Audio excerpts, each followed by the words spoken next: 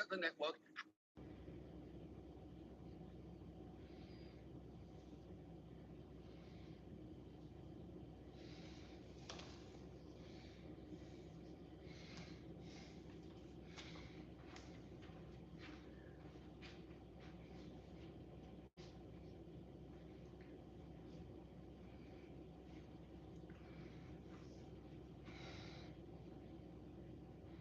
Hey. Hey, David. Yeah, you did well, buddy. Hold on, let me switch to sub-only mode. Community mod.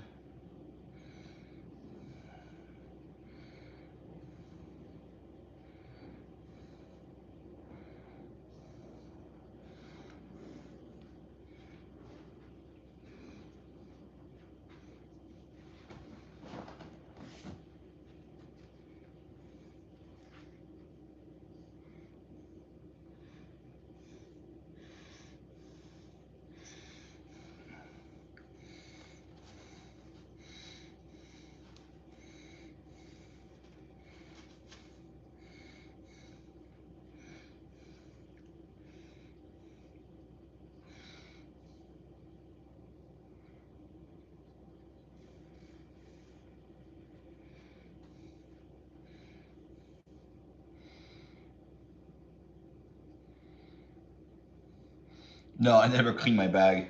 I never do. It's just got countless layers of sediments of sweat deposits.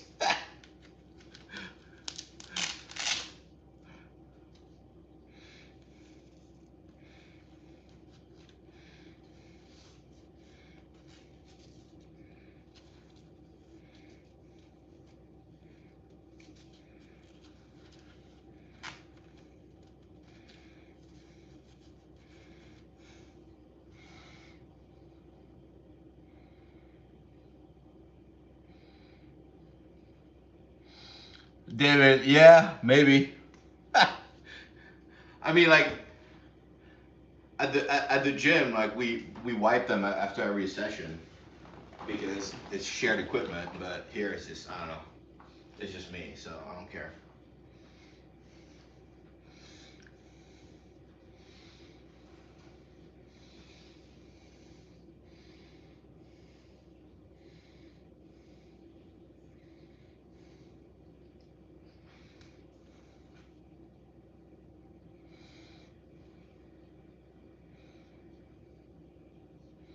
No, just strikes. No, left arm is still I don't know.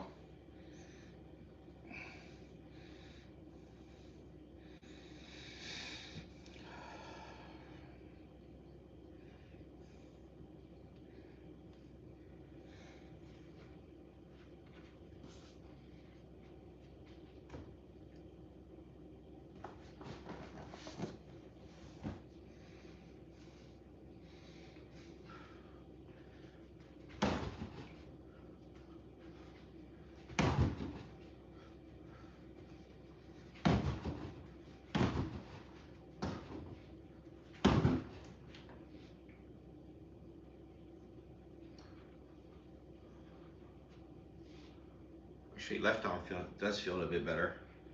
I don't know, a little bit.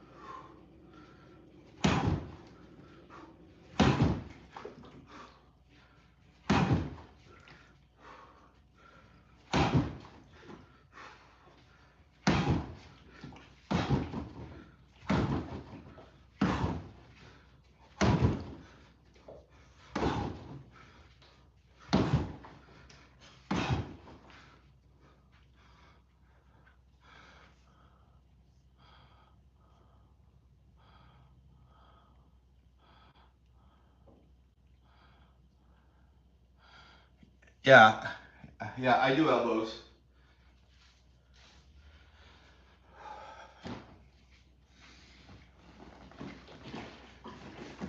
I do like elbows and knees.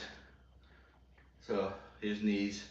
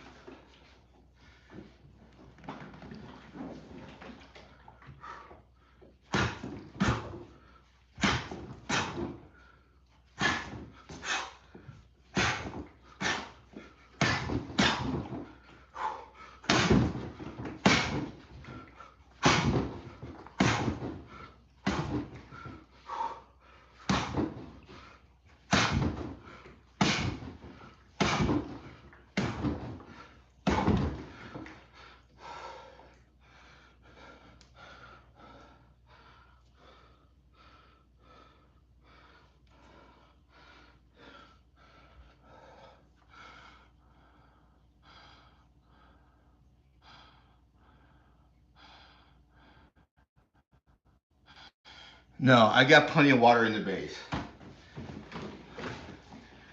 The base is completely full of water. The base actually weighs like 268 pounds. So if you look at the specs of this bag, you can go like on Amazon.com and then search for like Wavemaster XXL. So you scroll down to the specs and it shows you the weight in pounds when it's full of water, and it says 268 pounds. So I've had it filled to the brim with water since the beginning. And you can tell that it's heavy because I can lean my whole body against it and it's still holding me back. So the bag is as heavy as it needs to be. The reason that it moves, there are a couple of reasons. One, I'm heavy. Two, I'm putting my body behind my punches. So by doing that, I displace the bag with the weight of my body. The third reason though, I will say that the carpet that it's on, it's you know, I mean, it's slick. So it's you know, there's not much grip between the base and the floor, so it'll move. But that's pretty much the same situation you'll run into in the gym when you're like on those foam pads on the gym. It's pretty much the same thing, but maybe you get a little more sliding because on a foam pad on the gym, there's a little bit more of a sinking effect. So the bag is probably less likely to slide back. But who knows? Yeah. Yeah. So.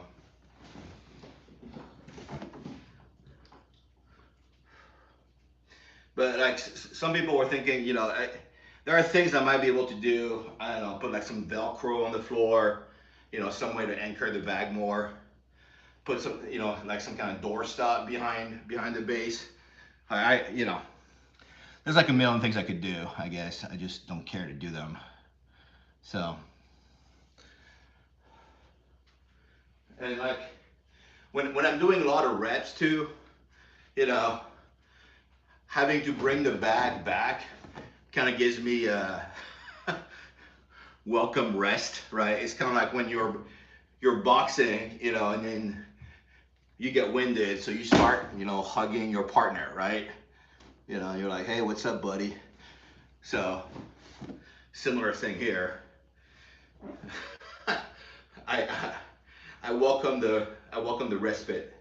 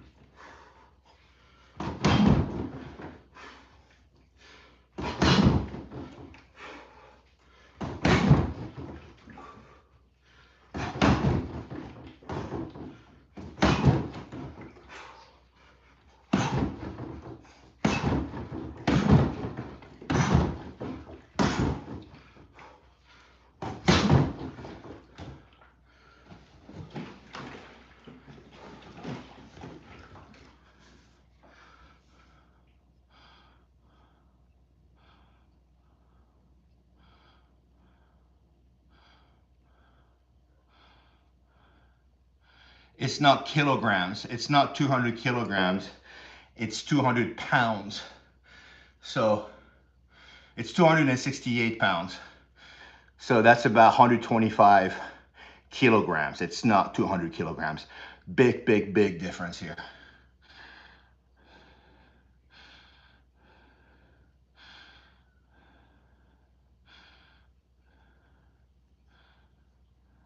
Yeah, no, I mean, like I said, I am heavy, so.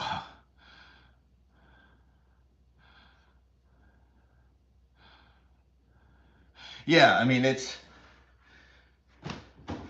heavy, but yeah, I mean, that's what I was saying. I myself am quite heavy. And not in the best ways either, but you know, that's another story. But yeah, so like if I put, you know, if I just put my arm into it, right? You know, I can kind of move it, but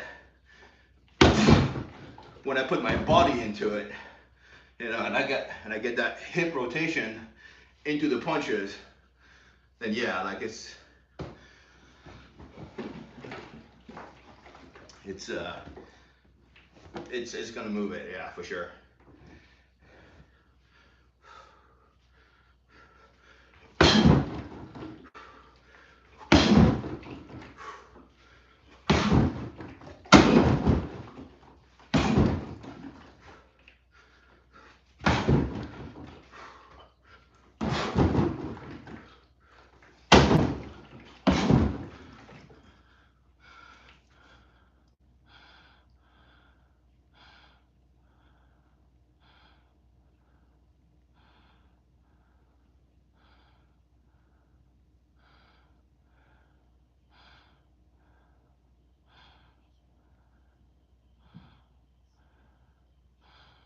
You're saying I should twist the ball by foot? I don't understand what you're saying here. But anyway.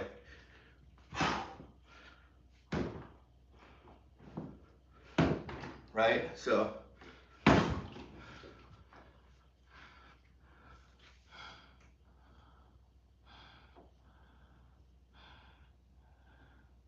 Hey, Illa.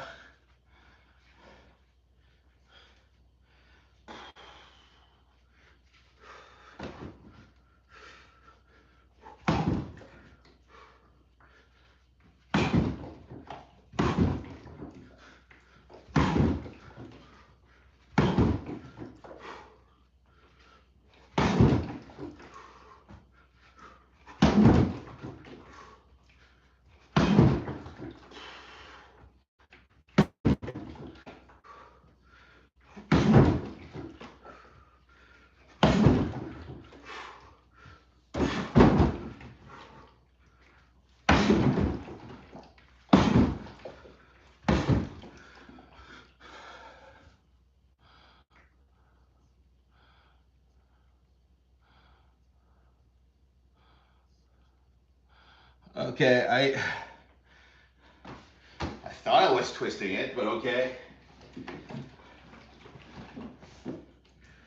Like, so you're saying that this is not enough?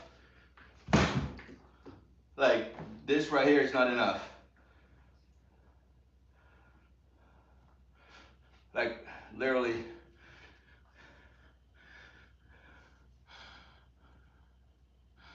No, I don't go to a fight gym. I do belong to a gym. I just don't have time to go there much at all. So.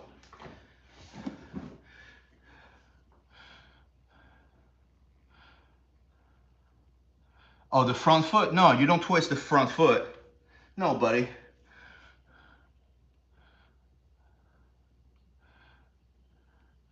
Yeah, no, I don't need to twist my front foot. That's like not a thing, man.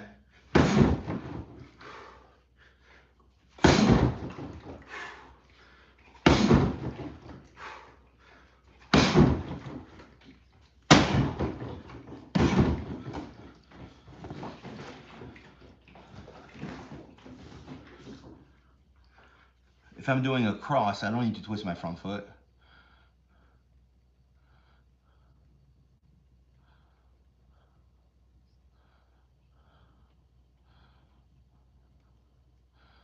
Yeah.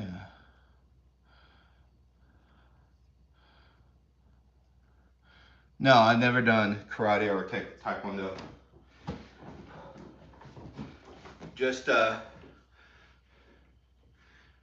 trained a little bit in Jeet Kune Do, and then a little bit of Muay Thai, a little bit of boxing, minus the footwork.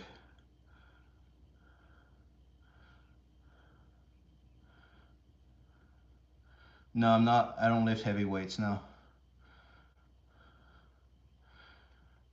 I'm 48.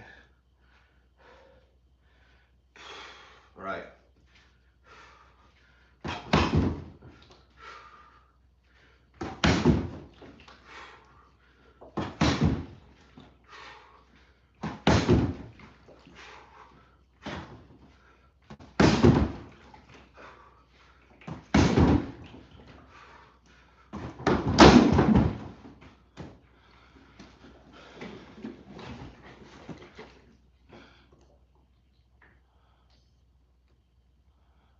$48, 48.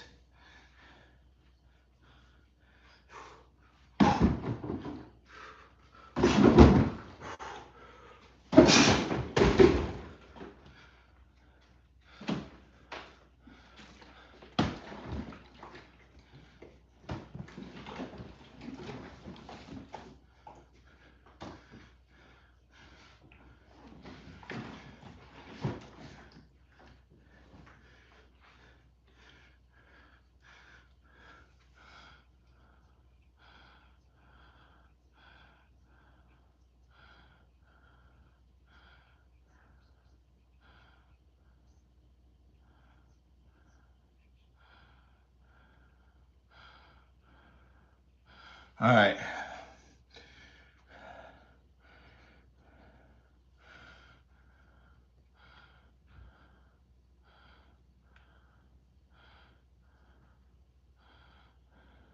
Yeah, Phil, the jabs I'm doing right now, because I pulled muscles in my left arm, like right here, they're just like mock jabs. They're not real jabs. I'm just kind of doing them to set up crosses. I'm keeping my left arm kind of, for the most part, at rest. So.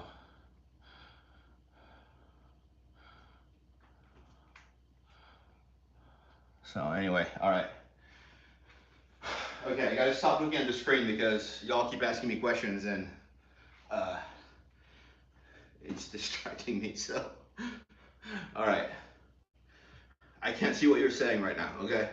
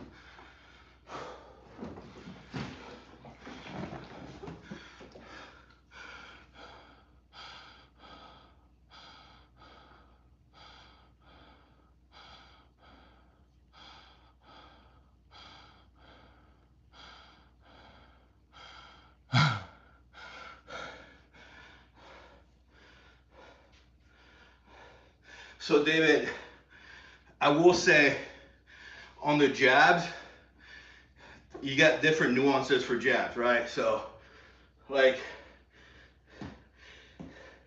you know, if you look at sort of like this movement, it's low telegraphing, right? You don't telegraph much, but it's also low power, right? But you can kind of, right? And you can have a fair amount of speed where, right? Oh shit. Yeah, that was a bad idea. But so like, there's another flavor of jab. So like, the jab I was just doing is to like, if you stay kind of bladed, right? Now, if you want to have a little bit more power in your jabs, like what I'll do is kind of open up a little bit, bring my front leg a little bit to the side. So now I'm a little bit more squared, right? I'm not fully bladed. I'm a little bit more squared. And then that allows me to put a little bit of hip into the jab, right? And so, all right, let's see if I'm gonna try to do a couple without hopefully messing up my arm. That's recovering, but here we go. So,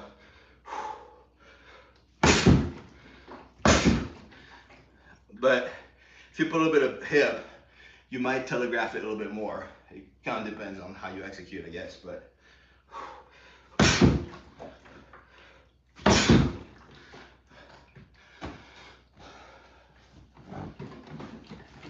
So, anyway, all this to say that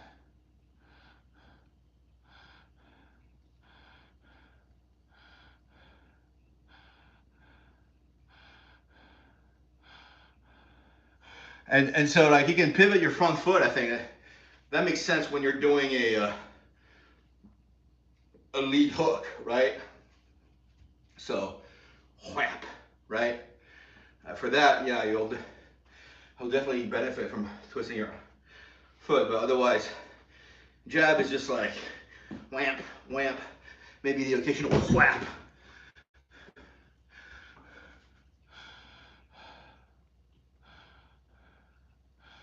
No, I've never done wrestling or BJJ. Never done judo. Like I said, I've done a little bit of Jeet Kune Do, a little bit of Muay Thai, a little bit of boxing. And when I say have done, it's just I have done group classes in these arts and worked with partners in group settings, right? So,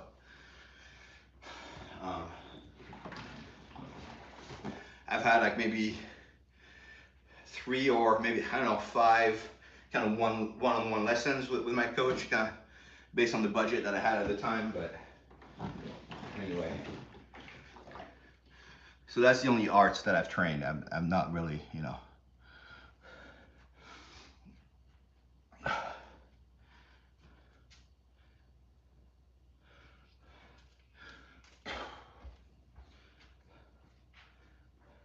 And the reason I do this really, it's you know, for cardiovascular exercise, right? So running is great cardiovascular exercise, except that I don't enjoy running. I used to do it. I used to run like 3 miles a day. You know, I was pretty okay at it, but it's just boring. This right here is more fun for me, and it's something I can do consistently, right? So that's kind of what works for me. But to each their own, obviously, right? So I'm not training to be in any fight, right? I'm not. I've never been in a street fight. I don't think I'll ever be in a street fight. Never been in a, you know, amateur or professional fight. None of that stuff, right? It's not for me. Because, you know, all that stuff requires a level of dedication and skill and training that is far beyond what I'm willing to commit to, right? So for me, I'm just kind of happy being sort of, you know, 50 shades of mediocre, you know, doing very basic things. So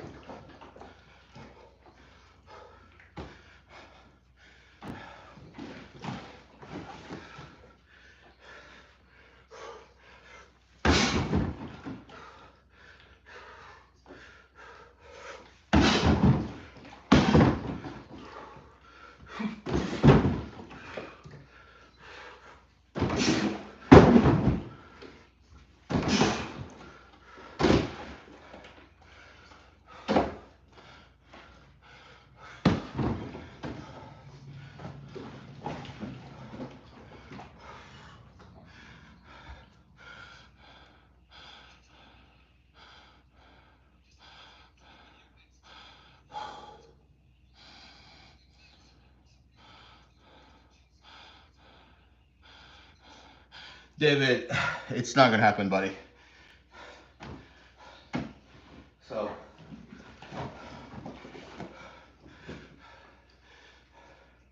So I mean, you'll see like, you know, footwork like this, and you know, pivoting, all these kind of emphasized in boxing.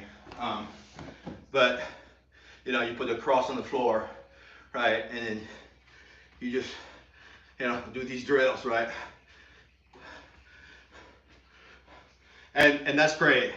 It's definitely a very valuable skill to learn. But the counterpoint to this is that, from what I've seen in Muay Thai, they don't really train that.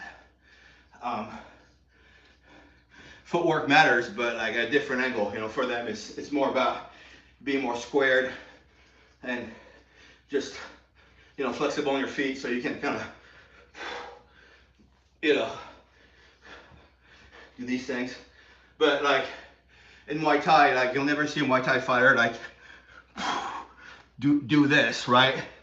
You know, kind of get low, because if you do that in Muay Thai, you're gonna get kneed in the face, right? So like when the striking range is every single limb in your body, there are a lot of things that matter in boxing that just don't matter as much in Muay Thai. So that's kind of my counterpoint to that. You know, I don't deny that it's, you know, really great skill set to develop. I definitely agree there. So.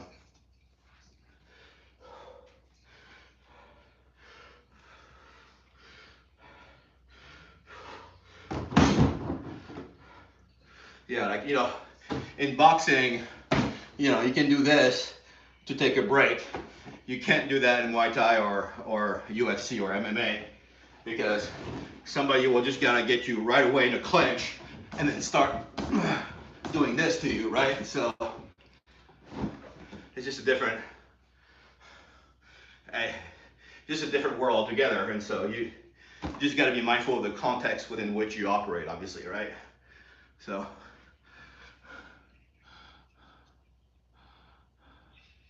Yeah, my name is Chris.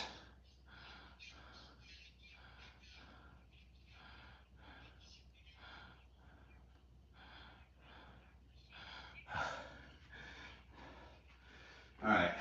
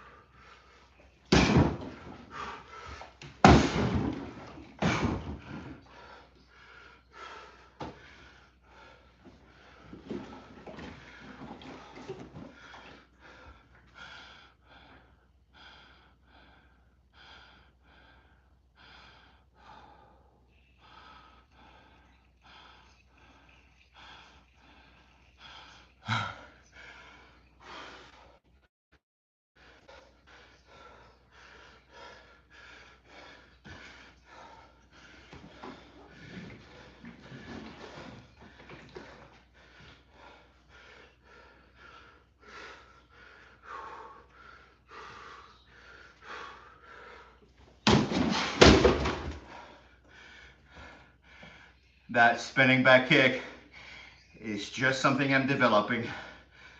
It's not good, I know. Before you jump all over me, okay?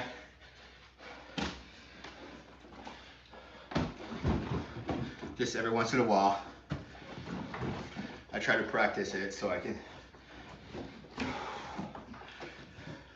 get closer to something that's almost decent.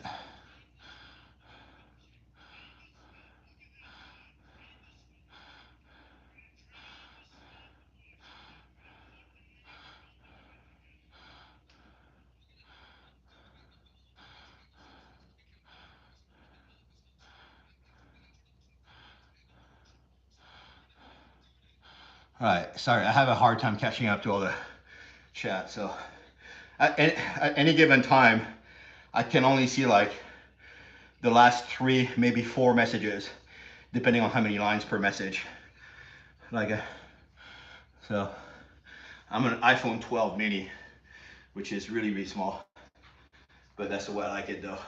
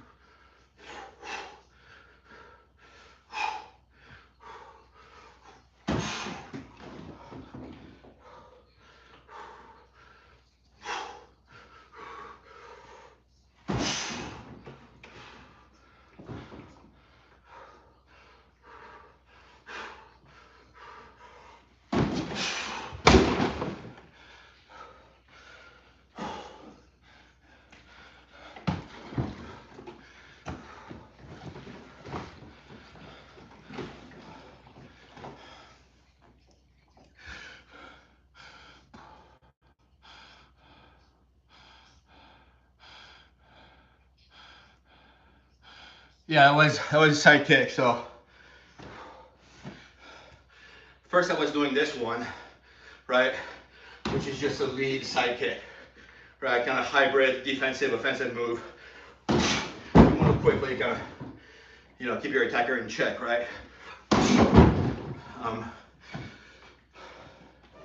Which has similar range to like the lead keep, right? Whoa. My back is so sweaty. My foot slid. But yeah. So the one I was just doing after that, it was the rear leg side kick. So not the back kick, just a rear leg side kick where you bring your rear leg up, then you rotate your front leg, which now becomes your back leg. You rotate like that, and then you shoot. But when you shoot, you go from up to down, like up, down. You make kind of gravity work for you.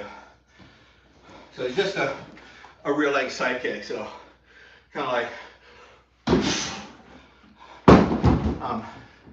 but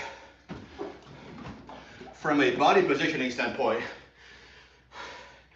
it's very similar to the position you end in at the end of a back kick, spinning back kick, where you go like this, you lift your leg, and then you shoot it in the back. So again, this is my right leg shooting the back right now. And but sometimes, depending on how I land it, I might be more on the side, right? So if I'm fisting this way at the end of the back kick, it's a proper back kick. But if I end up more this way, yeah, it's more like a spinning side kick, I guess. And I think both of them are valid. And I think that it kind of depends on how things land. But between that back kick and that rear leg side kick, it's sort of similar move.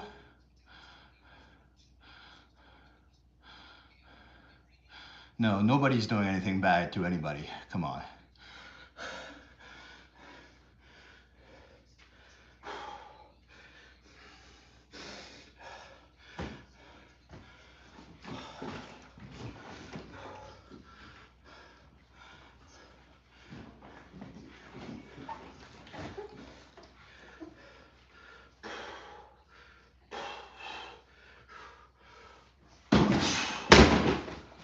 So that was a rear leg side kick. All right, so you can do it stationary or you can do it with a little bit of a hop to add some more momentum. So stationary is like, and then with a little bit of a hop, ow, ow, ow, ow. I just dropped the bag on my toe. That was not good. Anyway, so like here's a real leg side kick with a little bit of a hop.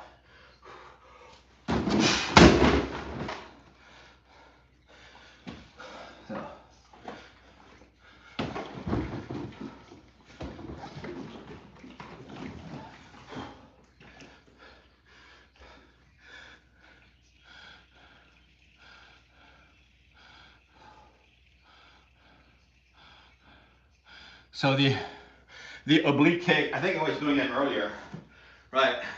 It's gonna go, when you go for the knee like this, bam, stomp the knee, right?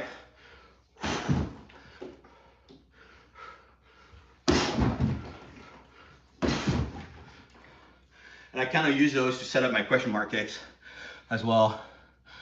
So I just kind of, I nag them on their lower body to try to get them to drop their hand a little bit. And then when they do that, get them in the head.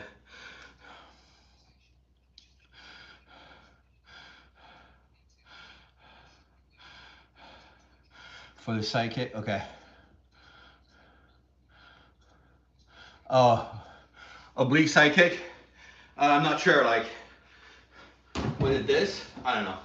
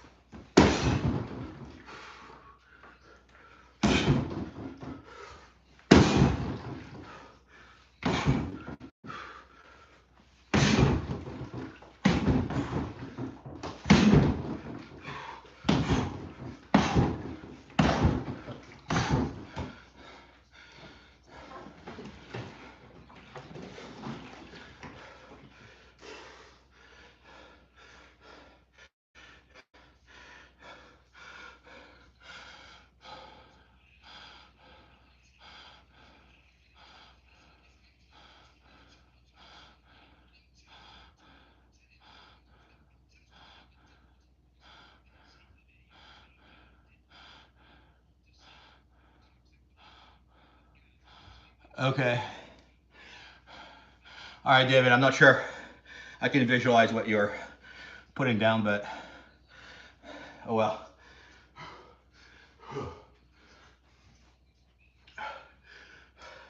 If anything, feel free to record yourself like on a video and then put that video on your channel.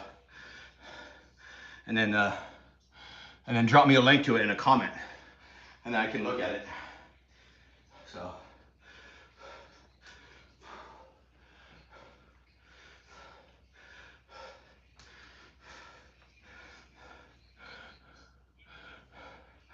Yeah, I'll look at it, buddy.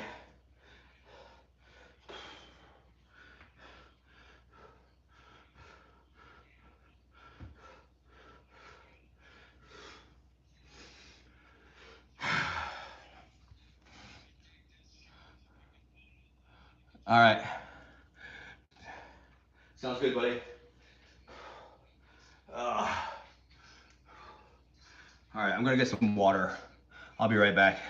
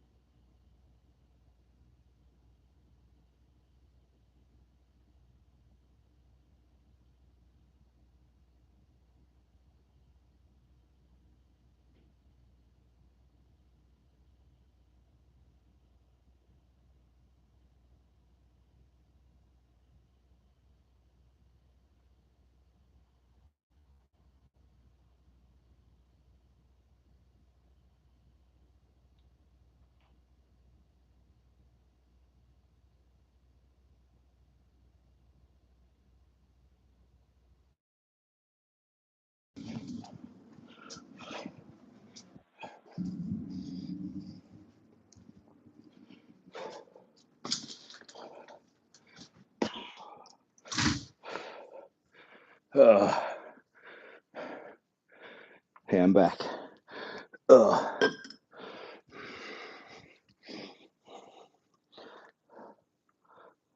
For years now,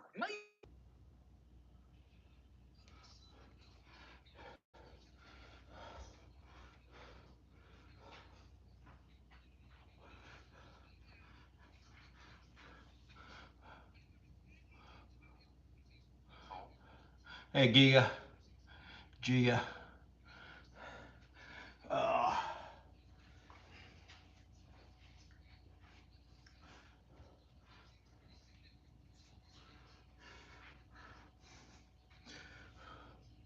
all right, I'll keep at it.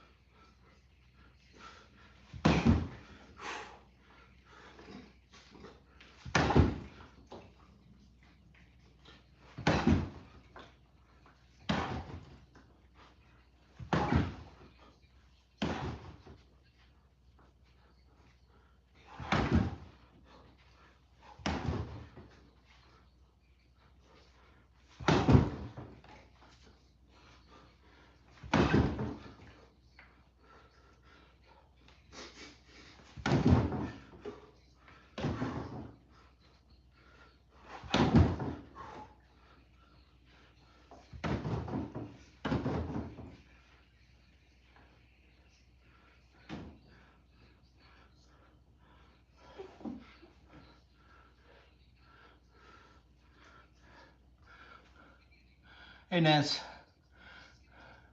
Welcome back, sister.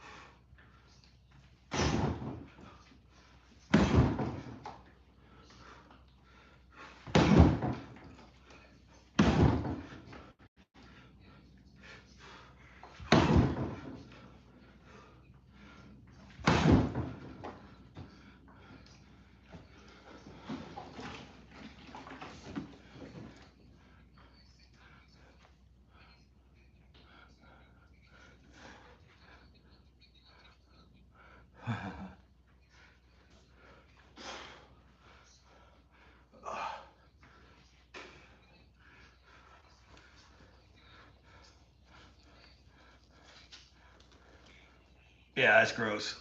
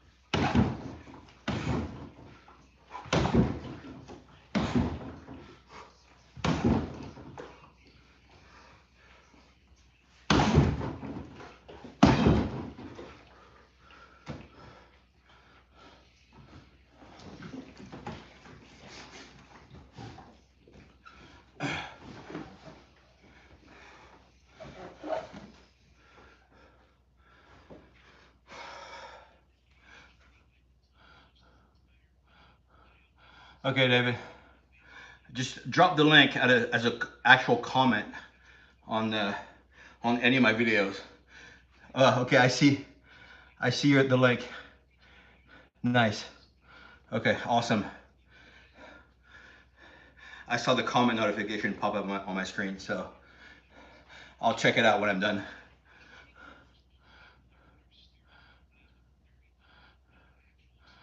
Thanks, Nance. Oh yeah, no, I've been drinking.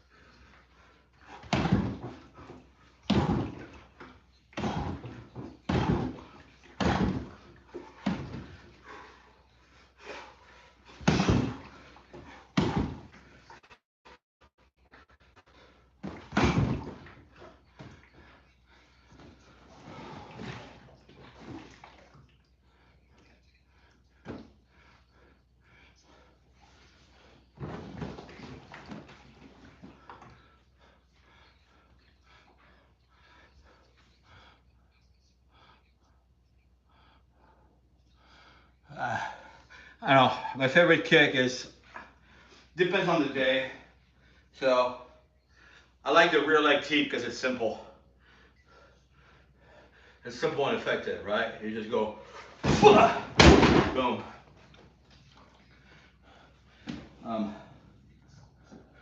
So I just try to remember to do two things, right? One is lift my knee up,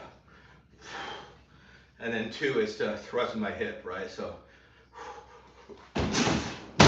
right, thrust like this.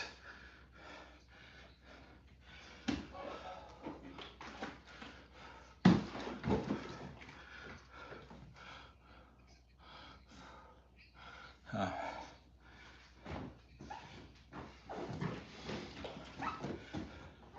mean, I like most kicks that involve my rear leg. Obviously, it's because kicking with my left leg is always sort of awkward and uncomfortable. Like the switch kick is, it's kind of hard for me, but.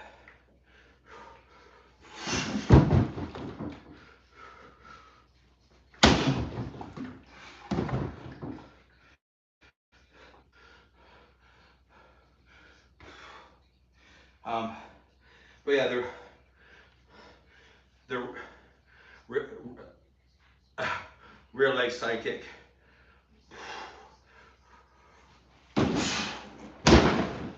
So.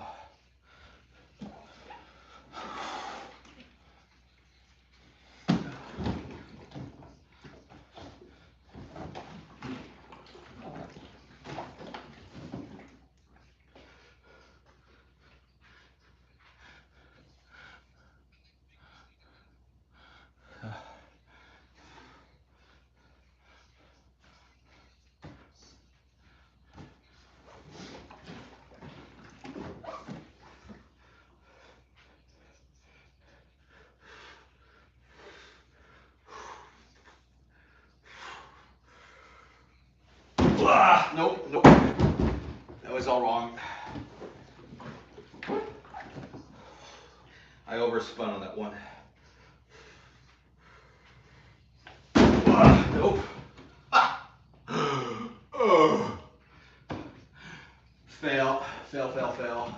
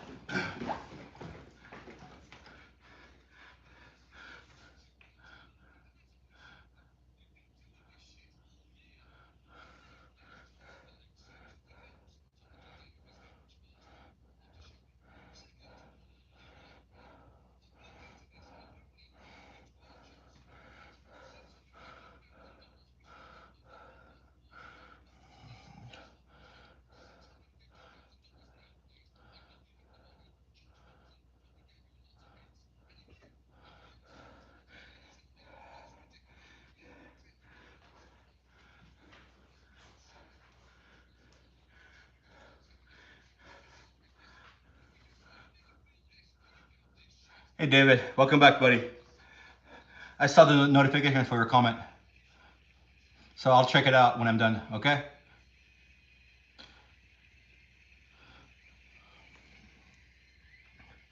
Like when I'm done with the workout, I'll check it out.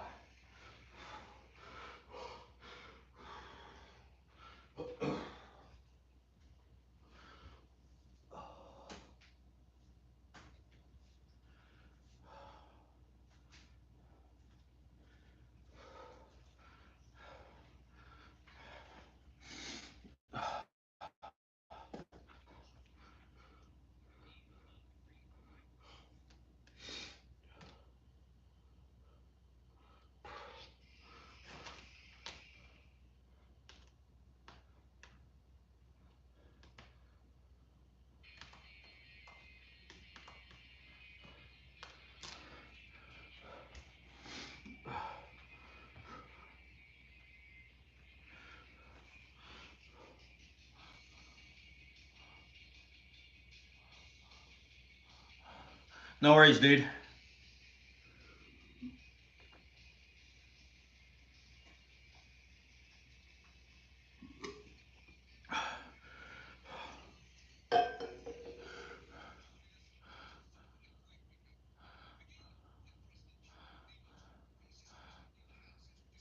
Okay.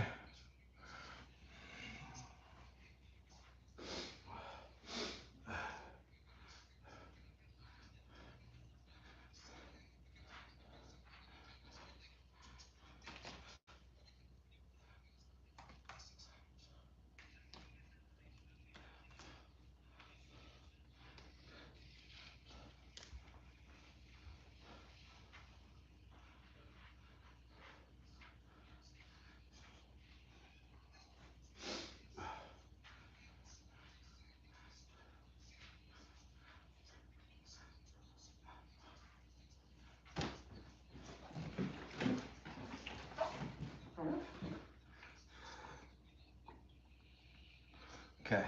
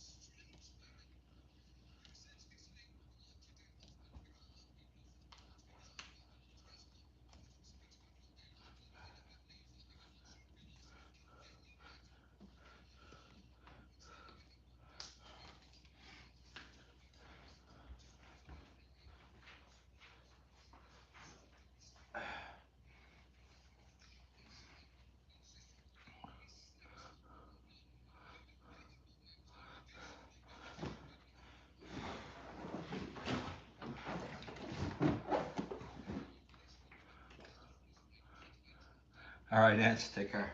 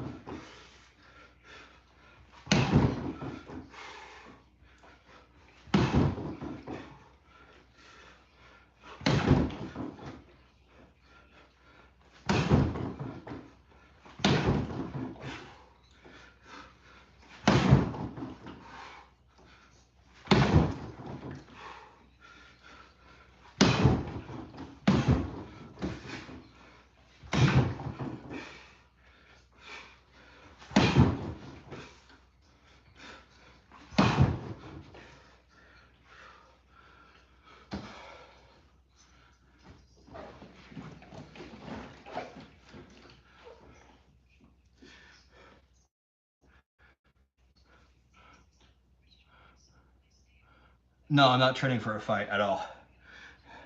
I'm only doing this for cardiovascular exercise. That's all, that's it. So I've never been in any fight whatsoever. I don't ever intend to be in any fight whatsoever. So this is just for me to break a sweat every day. So that's it.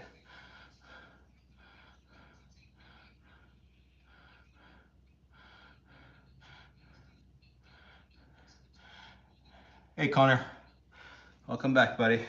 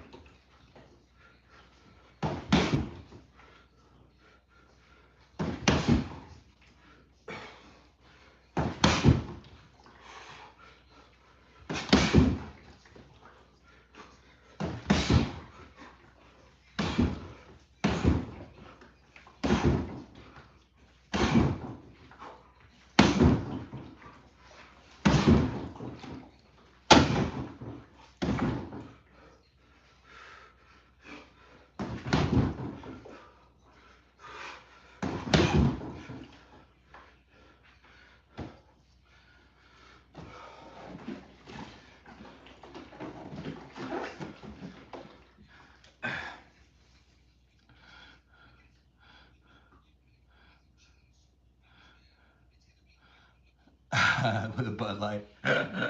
Yeah, buddy.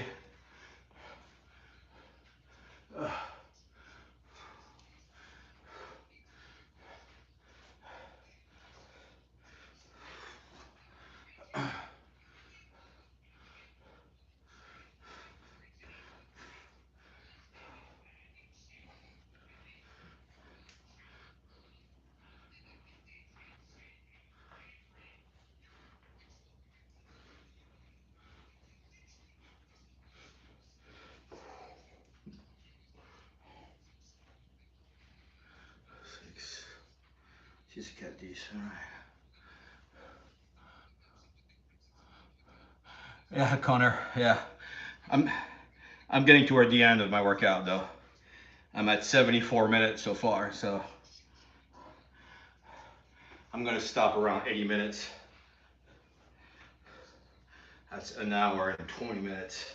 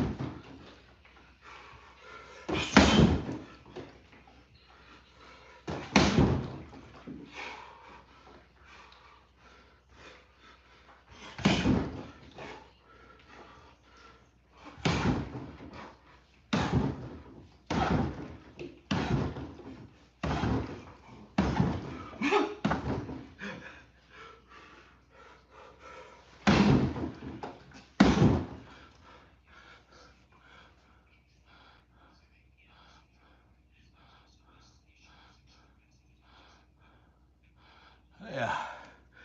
You want to see a spinning back kick? Okay. I'll do a spinning back kick, but like I always say, my spinning back kick sucks. I'm still trying to develop it. So it is what it is. And I have better days and worse days. Today, like the couple spinning back kicks I did were pretty awful. So this is probably not gonna go super well.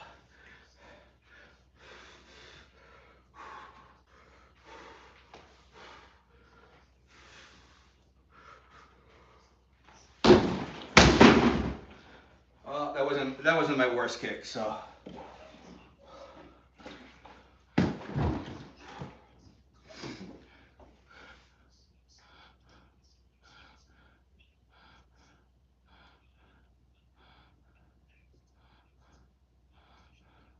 Oh, thanks, Matt. Yeah. So, I mean, I don't train at all hours. I have a pretty set schedule. So, I usually start my workout between 9 and 10 p.m. Central. Um, that's been sort of my spot. And the reason is because I don't sleep much at night. I usually fall asleep around 3 a.m. Then I'm up at 7 a.m. You know, make coffee, all that stuff. Um, Thankfully, I do work from home, so I don't have a commute, which is awesome. But I'll start my work around 8 a.m. and just work until like 5 p.m. And so it's a long work day. So by the time I hit 5 p.m., like I'm really tired, right? So I'll eat some dinner and then I'll take a nap to catch up on the sleep that I missed on from the previous night, right? So I'll take a nap between like 6 p.m. and like 9 p.m. Sometimes, yeah, like 9, about 9, between 6 and 9 p.m. So that gives me like an extra 3 hours of sleep, such that by the time I start doing this, I'm a little bit, you know, I've had a bit more sleep in me, right? It's like 4 hours from the night before, plus 3 hours nap. That gives me like, that's, 7 hours sleep, but broken down in 2 different pieces, which does suck. So, um, and so that's why on any given day, I'm I can never work out right after work, right? Like I wish I could like eat my dinner and then start working out around 6, but I'm just too tired, and I'm definitely not a morning person. So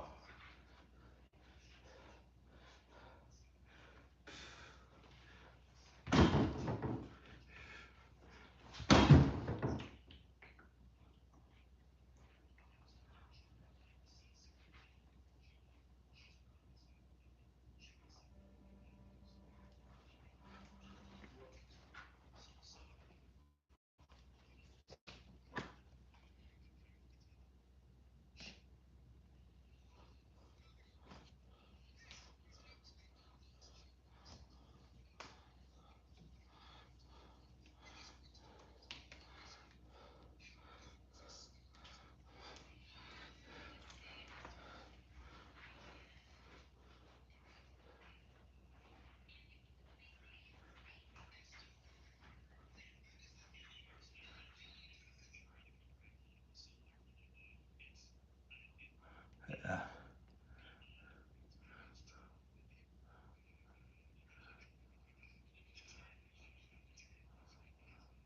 Oh, hey Matt. Yeah, that's cool. Yeah, yeah. I mean, being able to rest right after work, right? It's a thing for sure. So that's really cool that you're able to do that. Way to go.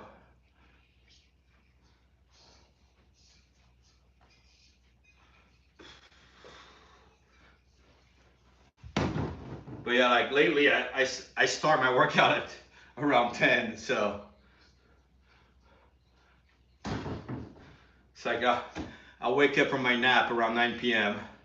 and then procrastinate for a half hour, and then just you know pick up, change into my workout clothes, and you know grab my light, whatever, pit it around. And by the time I'm actually like on the stream, and hitting the bag, it's about 10 p.m. basically. So.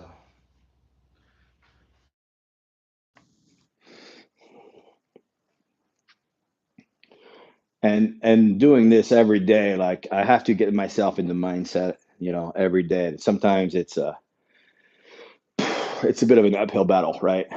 um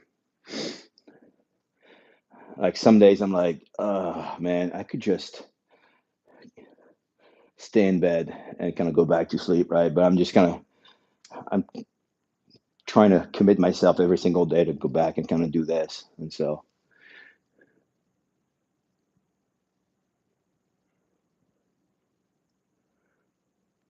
yeah, Matt. Yeah, no, you got a point there, buddy. Yeah, as long as you get it in, right? So,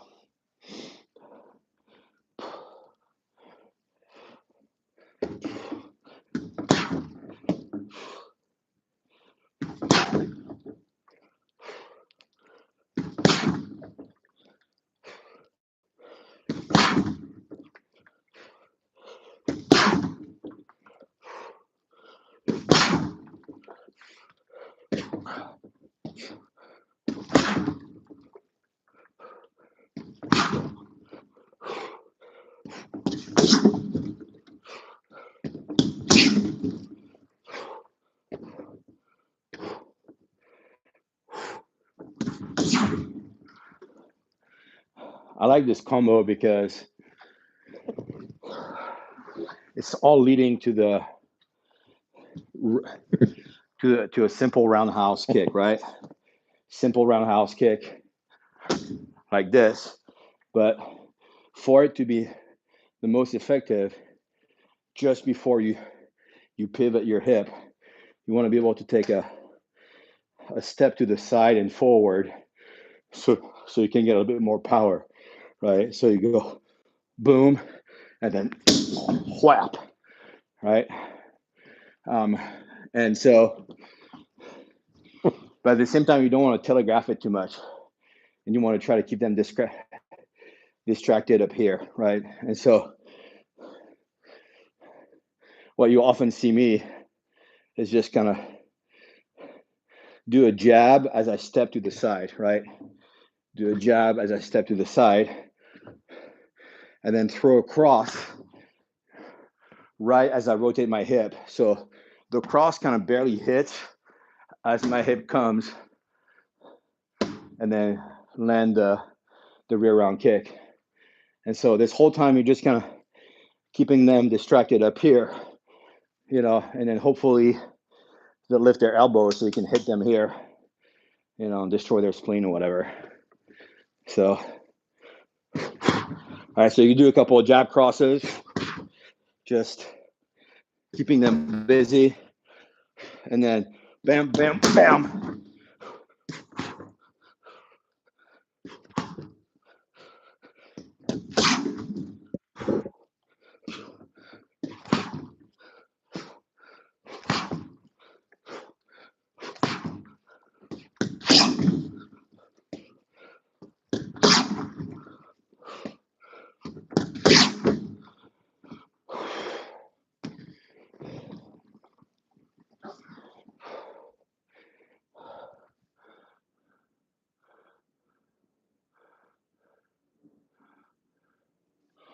All right.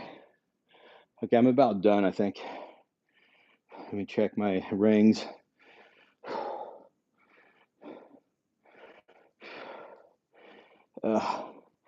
Fingers are sweaty.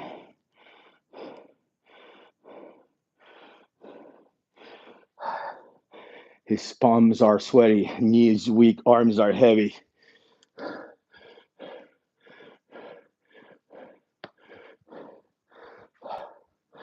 Ugh.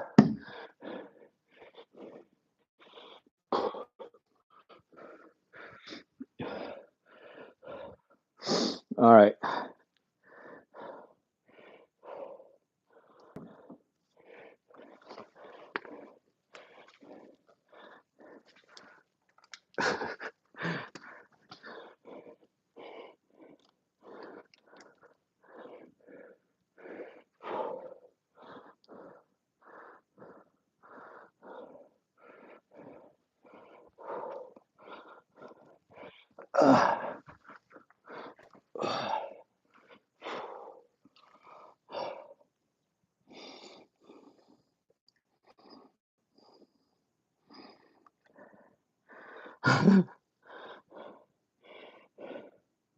All right, so 86 minutes, 922 hours. So I'm going to stop.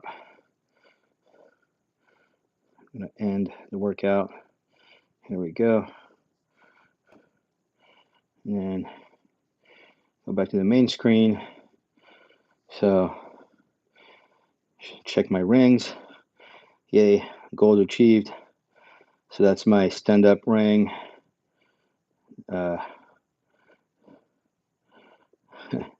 It thinks that I've walked 3.72 miles. But that's just me just kind of traipsing in front of the bag. So my workout session was 89 minutes out of the 30-minute goal.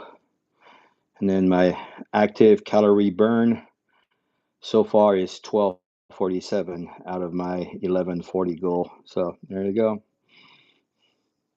So every day I just try to close these rings, obviously. Yep, there you go.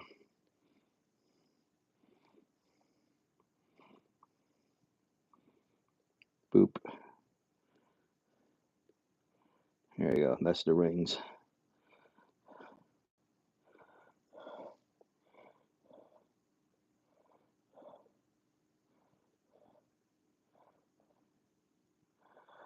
No,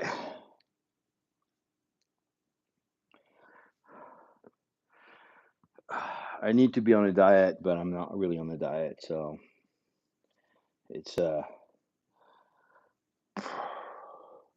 that's the other half of my struggle, right? So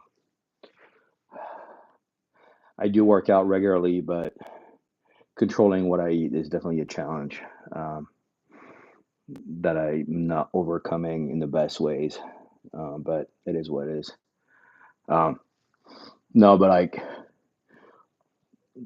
when I do diet, it's what works for me is doing Atkins or like low carb, keto, I guess.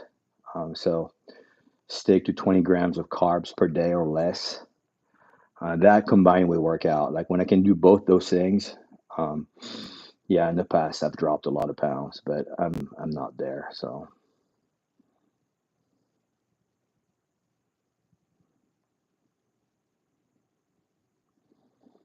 yeah, look, buddy, I get it. I know what I need to be doing. Okay, I know exactly what I need to be doing. It's just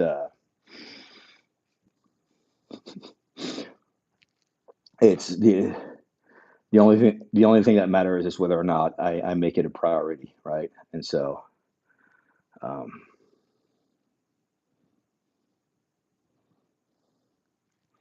yeah,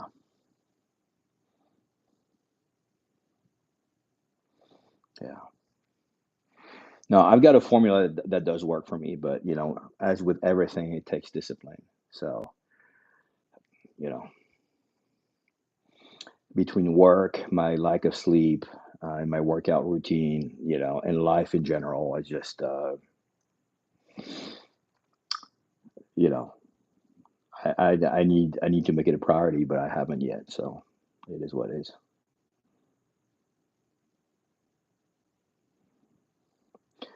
Thanks, buddy. Yeah, but I did. Yeah, at least I got some. Yeah, I got two daughters, two teenage daughters. They're 14 and 16. So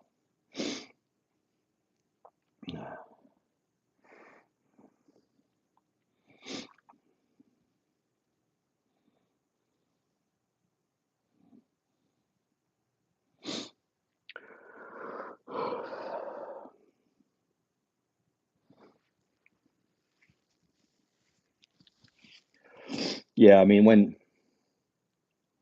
for those of you who have kids, you know all too well just the stakes that are at play when you have people whose life depend on you, right? So um, you got to always make sure that I got to stay competitive at my work. I got to stay relevant. I gotta keep my team executing to the highest possible levels with while while they maintain a good work life balance, right? And you know um, constantly working with stakeholders to make sure that, we set the right expectations and we deliver on those, all the time. And all that stuff is just kind of stressful, right? So like, you know, a large part of the reason why it's difficult for me to go to sleep is because um, I think about work like all the time, right? So like, I end my work day, I end my work day around 5. I work like about 8 a.m. to 5 p.m.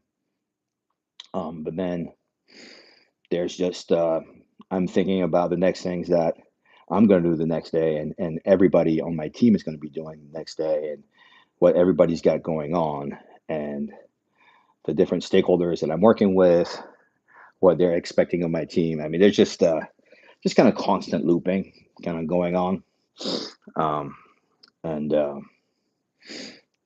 it takes a toll, and um, but if I don't do all these things, and if my team doesn't execute at the highest possible level, then I can get replaced tomorrow, like literally tomorrow, right? So um, it's it is what it is. So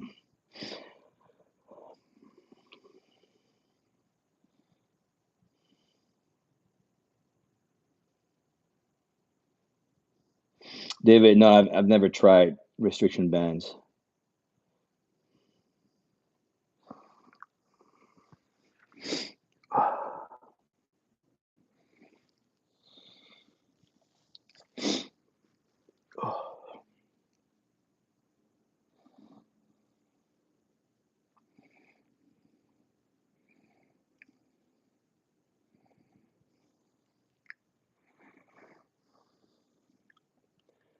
But yeah, and then when you have kids and they get to be teenagers and 14 and 16 years old, like they start wanting to explore life and do things, and so you gotta there's a lot of stress there as well, just from um, trying to achieve this balance of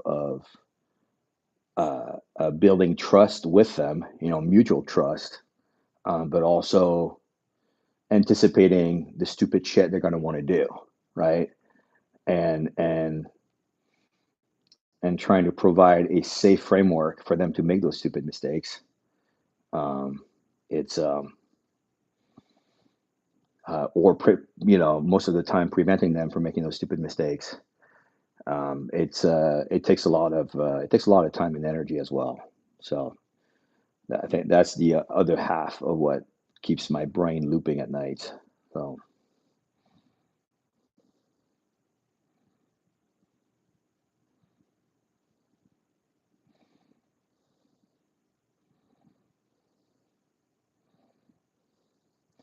yeah, David, I'm pretty sure I'll never do restriction band. So I'm not really worried about speed and power.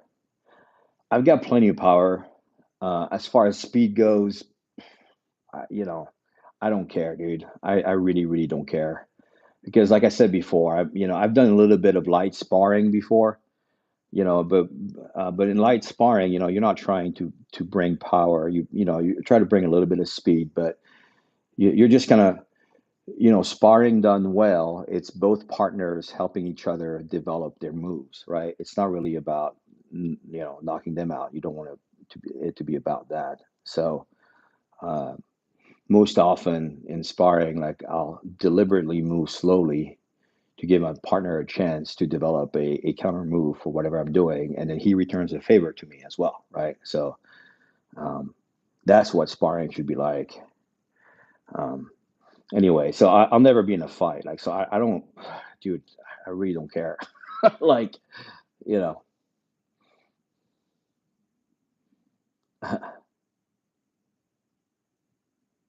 no, I mean, David, these are great suggestions. I get it, buddy, and you're absolutely right. And context is everything, and it's easy to forget the context. So I definitely appreciate your suggestions, and you're completely right, absolutely right. That's just me reminding you of my context, right? So it's I'm just doing this, to just try to do something for myself every day. Um, and just kind of keep moving. Slicing and dicing gets it, yeah. So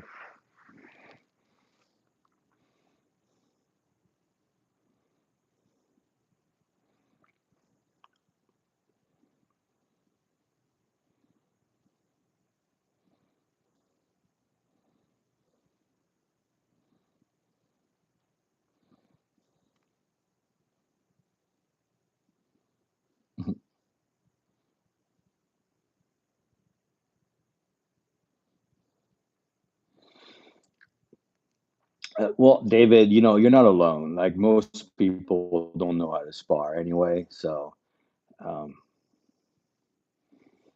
you know, just think of it as working pads, right? So when you do pads with somebody, like you can sort of evolve your sparring into different modes, right? But imagine you're working pads with somebody, right? So your partner is holding the pads, and then you're the one punching at the pads, okay? So think about that energy, right? So your partner is setting something up for you to hit, right? And so when you start with sparring, imagine doing something similar, but there's not a single person holding pads, obviously, right? You're just kind of doing moves in front of each other, right? And so, you might start, you could during sparring, you could do an agreement of like, hey, let's try to work these combos or whatever, right? Um, and then you can gradually evolve toward more freestyling, right? Freestyling, but that same energy where you're not trying to knock somebody out. You're just kind of helping each other develop your moves, right?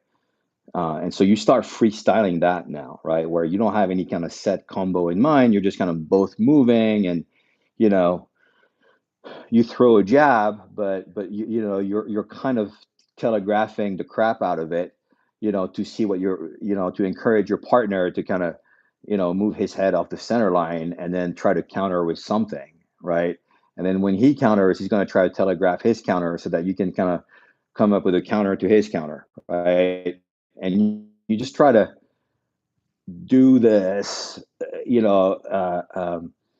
as much as you can, and you start out slowly, you telegraph a lot, and then but till the point where you just kind of get into a rhythm where you're both having fun, right? And then you might increase the speed a little bit, but keep the power low, right? Just increase the speed a little bit when you feel that state of flow and you start having fun doing it. Um, and uh, uh, but this definitely stay off the power.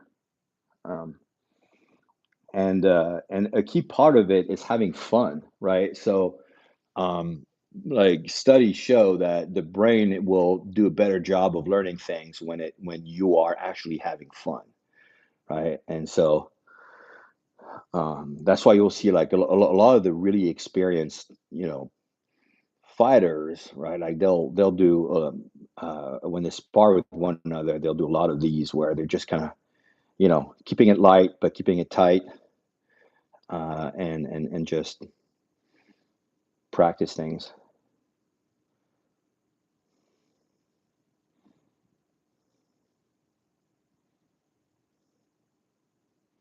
Yeah.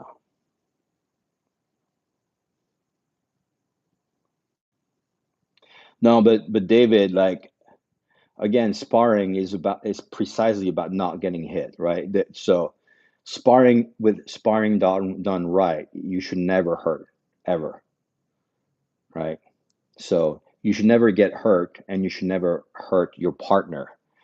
And again, it's your partner is a partner. It's not an opponent, right? You're really just both helping each other develop your moves, right? That's the way sparring should be.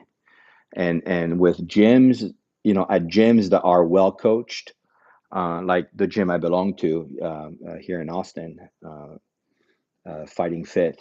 Our coach is Forrest, and he's an amazing guy, and he teaches that philosophy, right? And he puts a great emphasis on sparring session being like a collaborative partnership. So.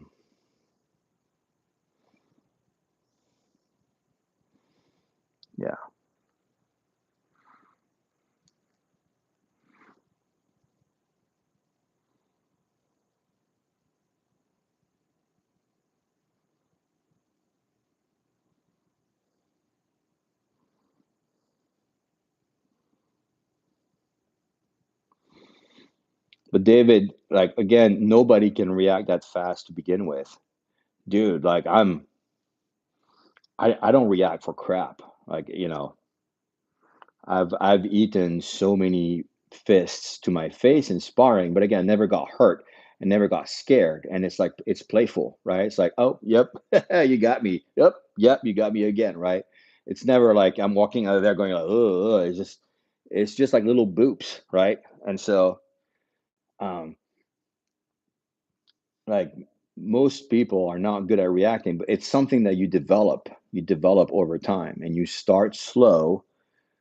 You react slowly, but as you practice, you will start improving your reaction time.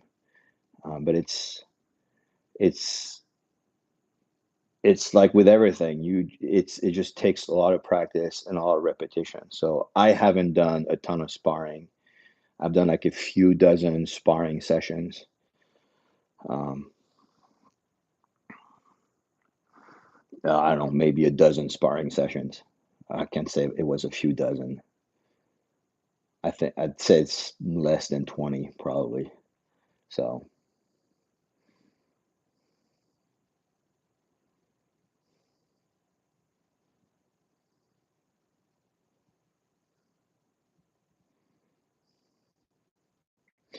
well, and it's cool, dude. Like, not everything is for everybody, right? So, if sparring is not for you, then it's not for you, right? And maybe one day you find the right partner who can kind of ease you into it, you know. Um, but like, it's fine. Like, we're not, you know.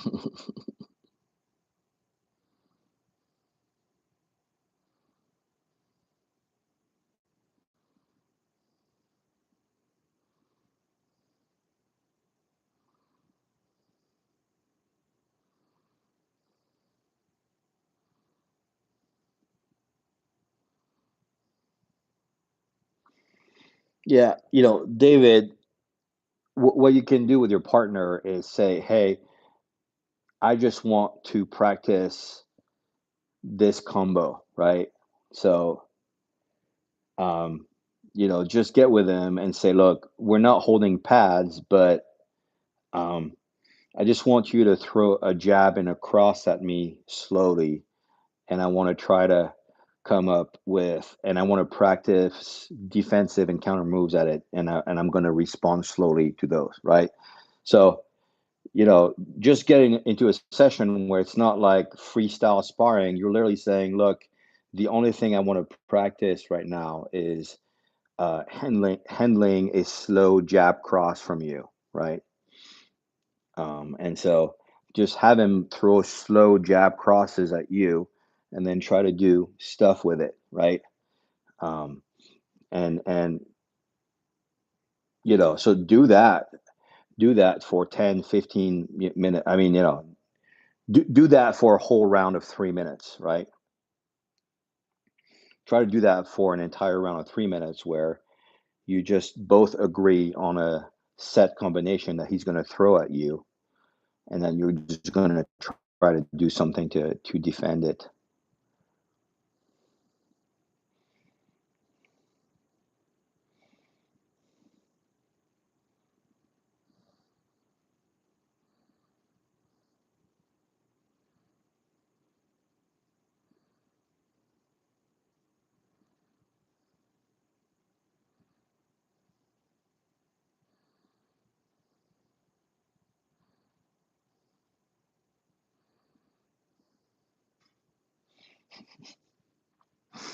All right, buddy.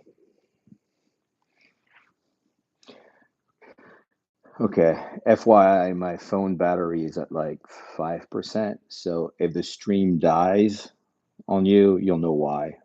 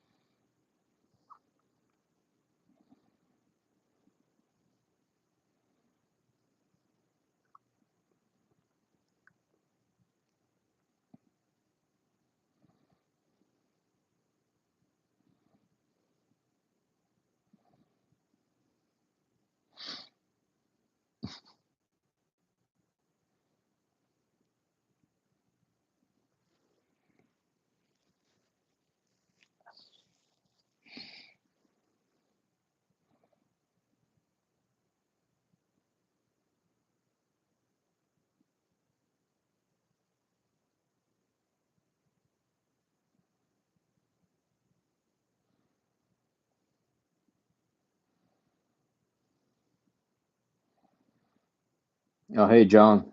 Thanks, buddy.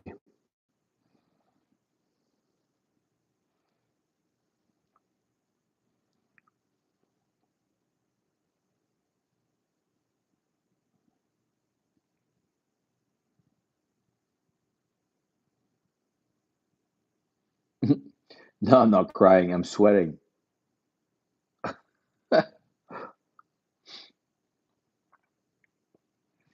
I'm going like this because I'm trying to read what's on the screen. So I don't have great vision and I'm not wearing my glasses. So most times I'm looking at the screen, I'm like, and my screen is an iPhone 12 mini. I don't know if you know those phones, but like they're really small. So they're the same size as the old iPhone 5.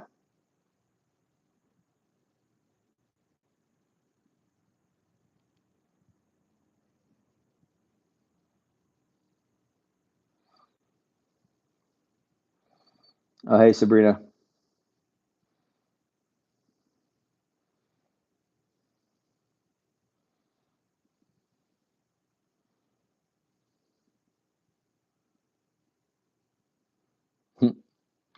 iPhone 16e, huh? That's cool. Yeah, so I liked when Apple did the iPhone mini series, but I think they stopped at the 12 mini. Maybe I think there's a 13. I think there is an iPhone 13 mini. Um, and I like that form factor because it fits well in one hand, right? And so it's easy to control the screen by just holding the phone in one hand.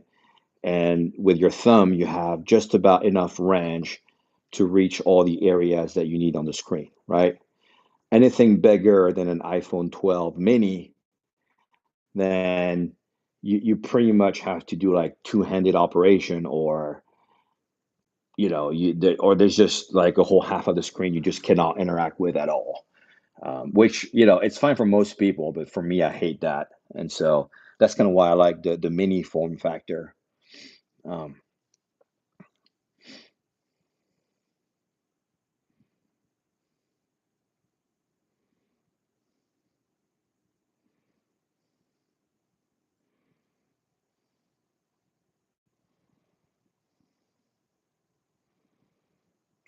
take care, Connor.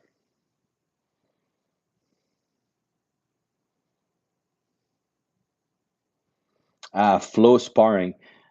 David, you should Google like on YouTube. Try to search YouTube for flow sparring videos.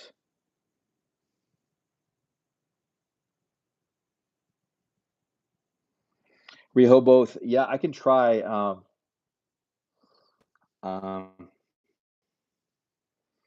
I'm I'm not good at that stuff though.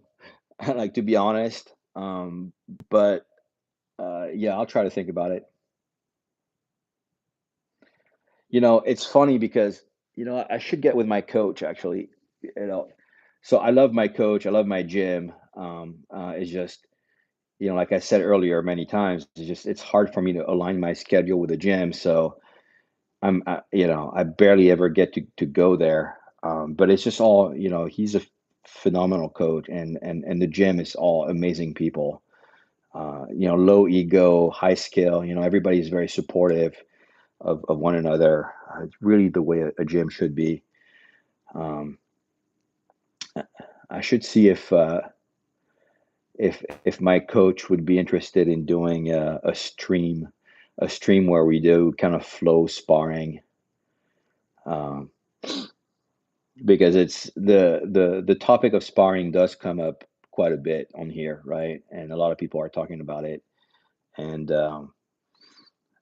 it'd be cool to do a stream with him, and then where he and we do kind of a flow sparring session. But I can sort of I can give you an idea of what that might look like right now if you want, actually, quickly before my phone dies. Like, I think it's going to die in a couple of seconds, but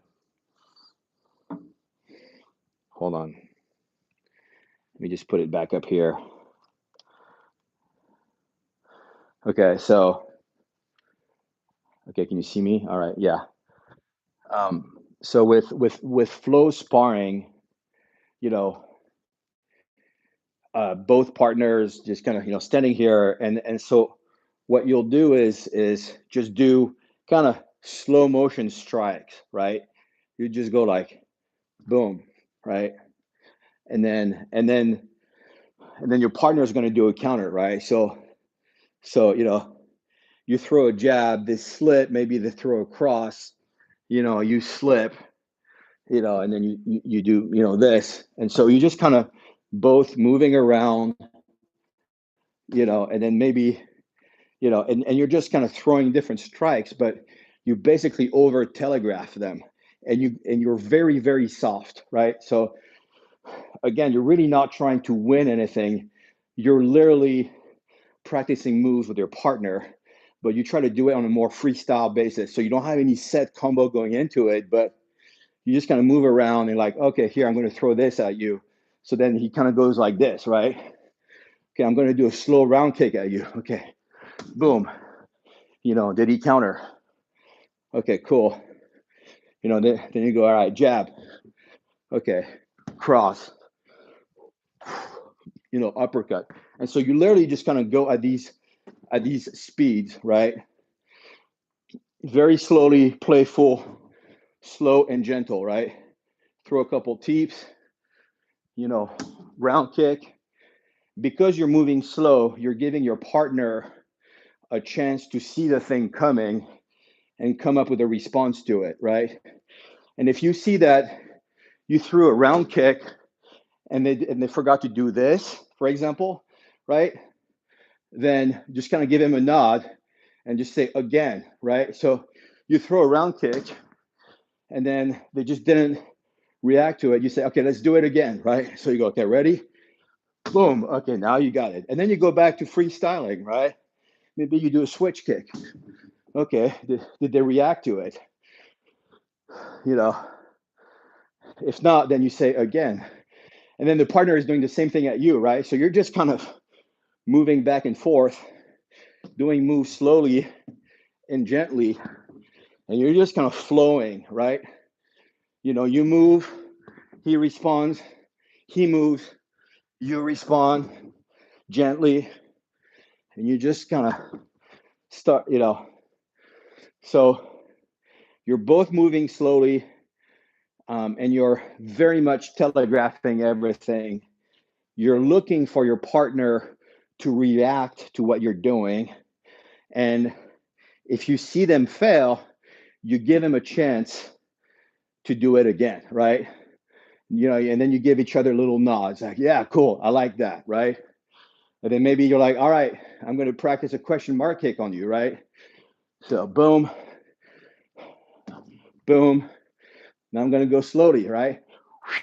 Bam. Okay, so did they see it coming, right? Did they drop their hand, right? So like when I did this, did they like block it like this, or did they block it by lowering their hand, right? So if they blocked it by lowering their hand, now they just learned their lesson that they just got question mark to the head, right? But again, it's a slow, gentle boop, right?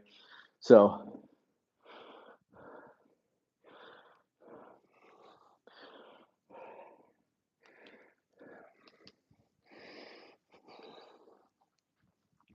I don't know if that made any sense.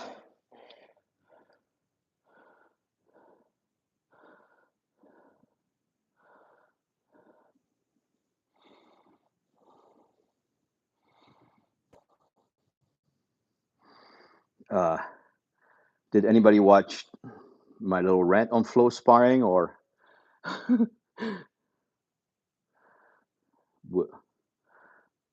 was that making any sense? Or did my stream die?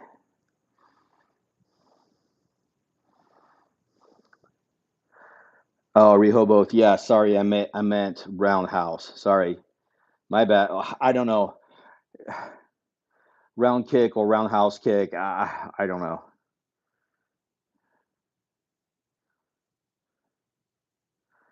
Okay, Rehoboth. Okay, good.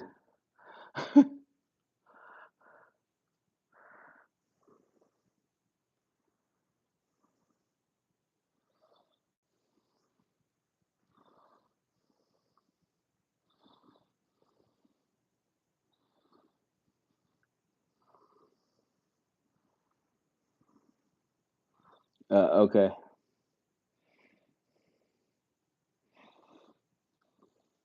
I don't know. I see many Muay Thai fighters just saying roundhouse kick is a round kick, whatever. But whatever. Right? When I say round kick, I mean roundhouse kick. Roadhouse. Oh, my phone is so going to die. Okay, inward crescent. All right, all right.